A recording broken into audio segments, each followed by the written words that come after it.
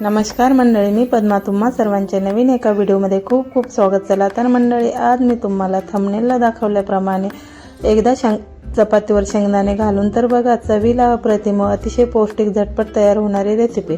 चला तर मग जरा वेळ न घालवता रेसिपीला सुरुवात करूया. त्याकरिता 1 वाटी शेंगदाणे, अर्धा वाटी गूळ, सुंठ पावडर आणि वेलची पूड हे साहित्य सर्व तयार करून घेतले. गूळ किसून घेतला, शेंगदाणे. आता पुढील तयारी करूया. गॅसवर तवा ठेवला. तवा गरम झाल्यानंतर त्यावर शेंगदाणे घातले. शेंगदाणे चांगले भाजून घेतले.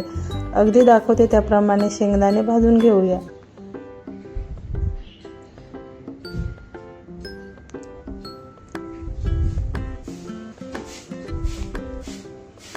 बघा, या पद्धतीने शेंगदाणे भाजून घेतल्यानंतर शेंगदाणे सुपामध्ये काढून घेतले व थंड झाल्यानंतर त्याची सालं काढून घेतली. सर्व शेंगदाण्यांचे सालं काढून झाल्यानंतर आपले साहित्य तयार. मिक्सरच्या भांड्यामध्ये सालं काढलेले शेंगदाणे घालून घेतले व त्याची बारीक अशी पावडर तयार करून घेतली.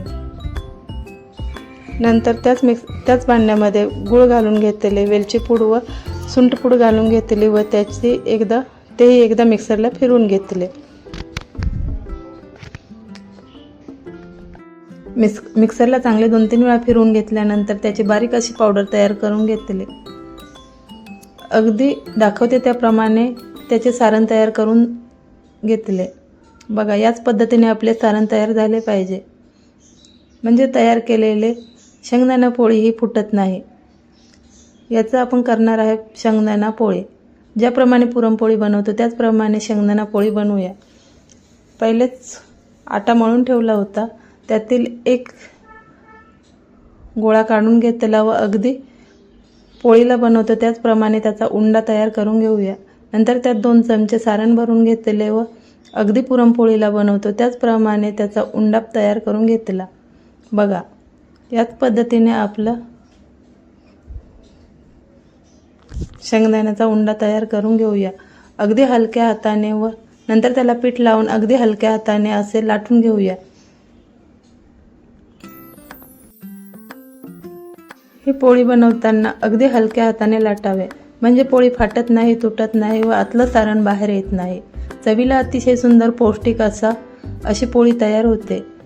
बघा, आपली किती छान पोळी तयार झाली आहे. नंतर त्याला दोन्ही साईडने तूप लावावे. गॅसवर तवा ठेवला. तवा गरम झाल्यानंतर त्याला तूप लावून घेतले व तयार केलेली पोळी घालून घेतली व वरून सुद्धा तूप लावून घेतले. अगदी दाखवते त्याप्रमाणे दोन्ही बाजूने तूप लावून घेतल्यानंतर अलटी पलटी करून शेकून घेऊया.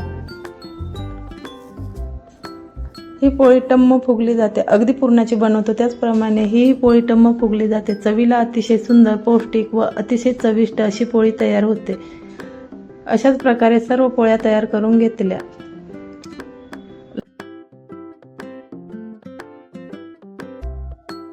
याच पद्धतीने सर्व पोळ्या तयार करून घेतल्या.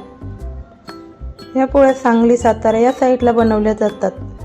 पण खरंच सांगते, चवीला अतिशय सुंदर व अतिशय पौष्टिक अशा पोळ्या बनतात. ही पोळी मी पहिल्यांदा माझ्या मैत्रिणीच्या टिफिनला खाल्ली होती. मला आवडली म्हणून मी तिला रेसिपी विचारली व पहिल्यांदा बनवली, पण अतिशय सुंदर व चविष्ट अशी शेंगदाणा पोळी तयार झाली.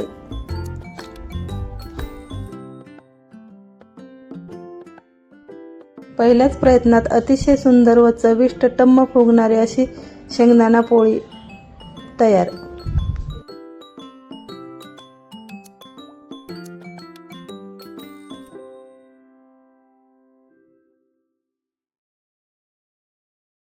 ही शेंगदाणा पोळी तुम्ही मुलांच्या टिफिन करता किंवा बाहेर 3-4 दिवस प्रवासाकरिता जात असाल तर आरामशीर 3-4 दिवस टिकतील अशा चविष्ट पोळ्या तयार होतात. एकदा नक्की ट्राय करा.